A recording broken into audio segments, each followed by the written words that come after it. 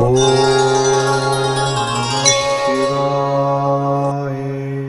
குருப்யோ நமஹ. ஸ்பிரிச்சுவல் ஜோதிடம் நேயர்களை இந்த காலையிலே சந்திப்பதிலே பெருமகிழ்ச்சி. வணக்கம்.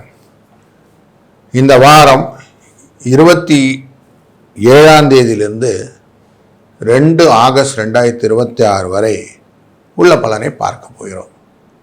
சந்திரன் மூலம் அப்படிங்கிற நட்சத்திரத்திலிருந்து தனுசு ராசியிலிருந்து புரட்டாதி நட்சத்திரம் நமக்கு மீனராசி வரைக்கும் பயணம் செய்ய போகிறார். இந்த காலகட்டங்கள் எப்படி இருக்க போகிறது பார்க்குறோம். காலபுருஷனின் 9ஆம் இடத்திலிருந்து 12ஆம் இடம் வரைக்கும் போகிறார்.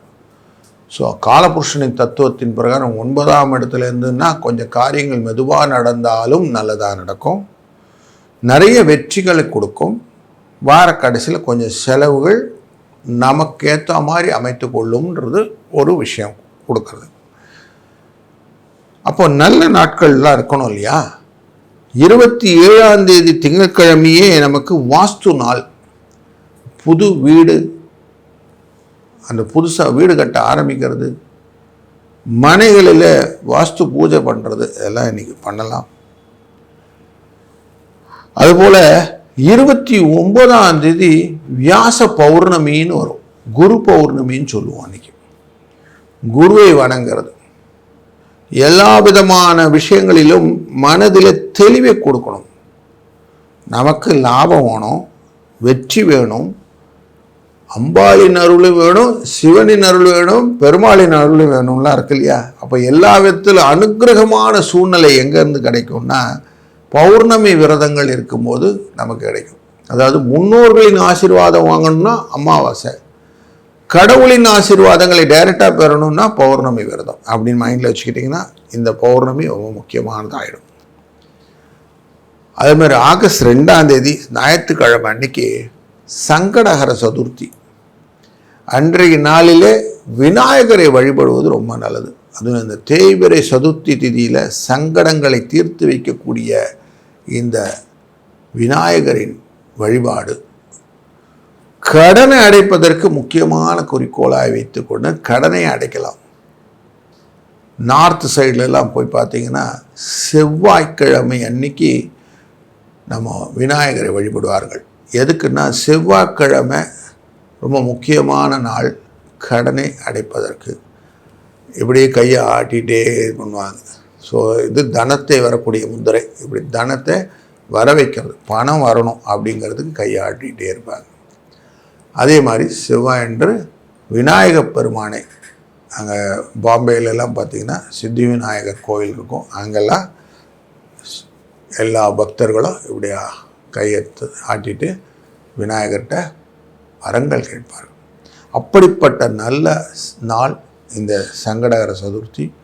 விநாயகப் பெருமானை நம்ம துதி செய்து அருங்கம்புல் சாத்தி வழிபட வெற்றி உண்டு அப்படிங்கிறது நிதர்சனமாக காணலாம். வணக்கம் மேஷ ராசி நண்பர்களே. உங்கள் ராசியின் 9ஆம் இடத்திலிருந்து 11ஆம் இடம் வரை சந்திரனின் பயணம் இந்த வாரம் இருக்கிறது. வாரத்தின் ஆரம்பத்தில் எப்படி இருக்க போகுது அப்படின்னா செவ்வாயின் உங்கள் ராசிநாதனின் பார்வையிலே இந்த சந்திரன் இருப்பார். எதையும் செய்யணும், ஆனால் செய்ய முடியலையேன்னு ஒரு தடைகளோடு ஆரம்பிக்கும். திங்கட்கிழமையும் செவ்வாய்க்கிழமையும் கொஞ்சம் போராட்டங்களை கொடுக்கும். அவ்வளோ பெருசாக உங்களுக்கு மொமெண்டம் இல்லைனாலும் ஓரளவுக்கு ஓகே அப்படிங்கிற மாதிரி ஒரு சூழ்நிலை கொடுக்கும். செவ்வாய் மத்தியானத்துக்கு அப்புறம் கொஞ்சம் கொஞ்சமாக நிலைமைகள் மாற ஆரம்பிக்கும். தொழில் ஸ்தானத்துக்குள்ளே சந்திரனின் பிரவேசமானது உங்களுடைய வாழ்க்கையிலே அடுத்த நிலைக்கு உங்களை எடுத்து செல்லக்கூடிய சூழ்நிலையை கொடுக்கும். வேலை இல்லை அப்படிங்கிறவங்களுக்கு வேலை கிடைக்கிறதுக்கான வாய்ப்பு. வேலையில் சிக்கலாக இருக்குது சார், எனக்கு ரொம்ப பயமாக இருக்குது சார்னா அந்த சிக்கல் தீர்க்கக்கூடிய சூழ்நிலை குருவின் பார்வையாலே அனைத்தும் நன்மையாகக்கூடிய வாய்ப்புகளும் இந்த சந்திரனும் குருவும் பார்க்கறது யோகமாக மாறிவிடும். அதனால் உத்திராடம், திருவோணம், அவிட்டம் இந்த நாட்களில் உங்களுக்கு நன்மைகள் உண்டு. அது சதயமாக மாறி புரட்டாதியாக வரும்போது உங்களுக்கு லாபத்தை ரீபோர்ட் பண்ணிக்கிற மாதிரி பக்கத்தில் பைசா போட்டுக்கலாம். அப்போது வியாழக்கிழமை, வெள்ளிக்கிழமை, சனிக்கிழமையெல்லாம் நீங்கள் தைரியமாக சொல்லலாம், லாபம் உண்டு, வெற்றி உண்டு, குடும்பம் சம்பந்தப்பட்ட செலவுகளும் உண்டு. குருவின் பார்வை உங்கள் ராசியினுடைய 12ஆம் இடத்தின் மேலேயும் இருப்பதனால சுப செலவுகளும் உண்டு. இந்த காலகட்டங்களிலே 26ஆம் தேதி ஜூலையிலிருந்தே சனி வக்கரத்தில் இருக்கிறார் இல்லைங்களா? அதனால் வக்கரகதி பெற்ற சனி பகவான் உங்களுடைய ராசியினுடைய லாபஸ்தானத்தை நோக்கி பயணம் செய்வதனாலே நிம்மதி உண்டு. இப்படி நல்ல பலன்களை நிறைய தாங்கி வரக்கூடிய நல்ல வாரம் இது. மனதிலே என்னென்ன செய்யணும் அழகாக பிளான் பண்ணிட்டீங்கன்னா போதும். சும்மா நெகட்டிவ் எனர்ஜிலாம் வச்சுட்டு நடக்காது அப்படின்னு ஆர்கியூலாம் பண்ணாமல் நாம் என்ன செய்கிறோம், வினை விதைத்தால் வினை வரும், திணை விதைத்தால் திணை வருங்கிறத நம்பி காரியங்களை செஞ்சிங்கன்னா வெற்றி உங்களுக்கு இந்த வாரத்தில் உண்டு.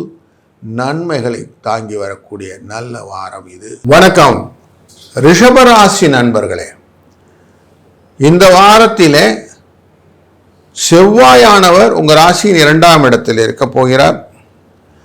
அங்கிருந்து நேரடி பார்வையை மூல நட்சத்திரமான தனுசு ராசியில் மேலே வைக்க சந்திரன் பயணம் செய்ய இருக்கிறார். அப்போது உங்களுக்கு ஒரு எஃபெக்ட் அப்படின்னு பார்க்கும்போது முதல்ல 2 நாளைக்கு சந்திராஷ்டம் எஃபெக்ட் இருக்கும். போராட்டத்தை கிராஸ் பண்ணின உடனே உங்களுக்கு சந்திராஷ்டம் எஃபெக்ட் தீர ஆரம்பிக்கும். உத்திராட நட்சத்திரத்திலிருந்து காரியங்கள் மெதுவாக நல்லபடியாக நடக்க ஆரம்பிக்கும். தொழிலின் நல்ல முன்னேற்றங்கள்,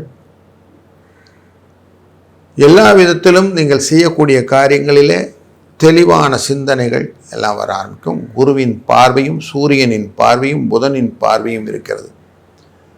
இந்த 3 பேர் பார்க்கிற பார்வையினால் நண்பர்கள் உதவுவார்கள். குடும்பத்தில் நல்ல ஒரு சூழ்நிலையை காட்டும். மேல் அதிகாரிகள் உங்களுக்கு கொஞ்சம் என்னப்பா சொல்கிறேன்னு கொஞ்சம் கேட்கறதுக்கான வாய்ப்பு உண்டு. முயற்சிக்கான வாய்ப்புக்கு வழி உண்டு. கம்யூனிகேஷன் கரெக்டாக இருந்துன்னா போதும். சொல்கிற காரியத்தை புரிஞ்சுக்கிட்டு அழகாக சொல்லுங்கள். தடுமாற்றத்தோடு செய்யாதீங்க. புதன் 3ஆம் இடத்துல இருந்தாலே புத்தி கொஞ்சம் பாதிச்சிடும். அதனால் கொஞ்சம் அமைதியாக யோசித்து அதுக்கப்புறமா ஒருத்தர் கம்யூனிகேட் பண்ணுங்கள். அதில் வெற்றி உண்டு. இந்த லாபஸ்தானத்துக்குள்ளார போகக்கூடிய சந்திரன் அப்படிங்கிறதுனால சந்தோஷமான சூழ்நிலைகள் தான் இந்த வாரம் முடிய போகுது. கவலைப்படாதீங்க. ஏதோ மனசில் உங்களுக்கு திருப்தியாக இருக்கும். எதையுமே ஸ்ட்ரெயிட் ஃபார்வர்டாக யோசிங்க. நேர்மை எப்போதும் நன்மைக்கு கொடுக்கும். உங்களுக்கு நேர்மையான காரியங்கள் நல்லதாக நடக்கும். அதனால் டீவியேட் ஆகாமல் சட்டத்துக்குள்ளே என்னெல்லாம் இருக்க முடியுமோ அதெல்லாம் செய்யுங்க. வேறு எந்த விதமான கன்ஃபியூஷனும் இல்லாமல் பணம் பண்ணுறதுக்கான வாய்ப்புன்னு வேறு எதனா கிடச்சி அதுக்குள்ளே போயிடாதீங்க. அதெல்லாம் உங்களை குழப்பத்தில் மாற்றி விட்டுரும். அதனால் கொஞ்சம் ஜாக்கிரதையாகவும் இருங்க. பல காரியங்கள் உங்களுக்கு நன்மையை தரக்கூடிய வாரம் இந்த வாரம்.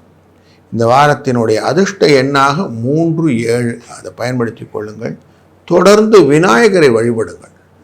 பல காரியங்களில் தடைகள் இல்லாமல் நன்மையாக நடப்பதற்கு இதுவே நல்ல ஒரு பரிகாரமாக அமையும். இந்த வாரம் இனிய வாரமாக அமையட்டும். வாழ்க வளத்துடன். வணக்கம் மிதுன ராசி நண்பர்களே, ராசியின் உள்ளே செவ்வாய் அமர்ந்திருக்கிறார். அவருடைய பார்வை தனுசு ராசியின் மேலே விழும். இந்த வாரத்தில் சந்திரன் தனுசு ராசியிலிருந்து பயணம் ஆரம்பிக்கிறார். தனுசு ராசியிலே 7ஆம் பார்வையாக இருக்கிறதுனாலையும் செவ்வாய் சந்திரன் பார்க்கறதுல மங்கள யோகத்தை கொடுக்கும். தைரியம் நல்லாயிருக்கும். எது வந்தாலும் சாதிக்கணுங்கிற எண்ணம் திங்கள் செவ்வாயில் நிறையா இருக்கும். அது ஓவர் கான்ஃபிடென்ஸாக மாறிடும். பூராடம் உத்திராடம் அப்படின்லாம் தொடும்போது தேவையில்லாத வேணாத்துக்கு வேலியில் போகிறத எடுத்து இடையில கட்டிக்கிறதுன்னு சொல்லுவோம். அப்படி போய் மாட்டிக்கும். அதனால் அந்த இடத்துல மட்டும் கொஞ்சம் கரெக்டாக இருந்தது. உங்களுக்கு தெரிந்த காரியத்தை செய்யுங்க, தெரியாத காரியம் தெரியலேன்னு பணம் சொல்லிட்டு வந்துடுங்க. இந்த டீம் மீட்டிங்லலாம் போயிட்டு தேவையில்லாமல் கையை தூக்கிறதெல்லாம் வச்சுக்காதீங்க. சிக்கலை நீங்களே விலை கொடுத்து வாங்கின மாதிரி ஆகிடும். அதனால் கொஞ்சம் கேர்ஃபுல்லாக இருந்துக்கிடுங்க. கம்ப்யூட்டர் ரிலேட்டடான விஷயங்களில் மாயமான சில கோடிங்ஸ்லாம் உங்களுக்கு கன்ஃபியூஸ் பண்ணும். அந்த மாதிரி சிக்கல்லாம் இருக்கும். அதனால் புதன்கிழமை வரைக்கும் எதையும் சால்வ் பண்ணுறது அப்படிங்கிற விஷயத்துக்குள்ளார போகாதீங்க. வியாழக்கிழமையிலேருந்து கொஞ்சம் கொஞ்சமாக அழங்க உங்களுக்கே புரிதலோடு செய்யலை ஆரம்பிச்சிருவீங்க. சூரியனும் குருவும் புதனும் சேர்ந்து பார்த்து கொண்டிருக்கிற அஷ்டமம் அப்படிங்கிறதுனால உங்களுக்கு இந்த மகர ராசிக்குள்ளர சந்திரன் பயணம் செய்யக்கூடிய காலகட்டங்களில் கொஞ்சம் அமைதியாக காரியங்கள் நகர்த்திவிட்டு அவர் அதை விட்டு வெளியில் சதய நட்சத்திரத்துக்குள்ளார போக ஆரம்பிச்சிட்டாருனாலே நல்ல விஷயங்கள்லாம் நிறைய நடக்கும். கவலை இல்லாமல் இருக்கலாம். 1, 6 என்ற அதிர்ஷ்ட எண்ணும் சிக்கலில்லாமல் இருப்பது மாரியம்மனின் வழிபாடும் செய்யுங்கள். நன்மை உண்டு. வாழ்க வளத்துடன்.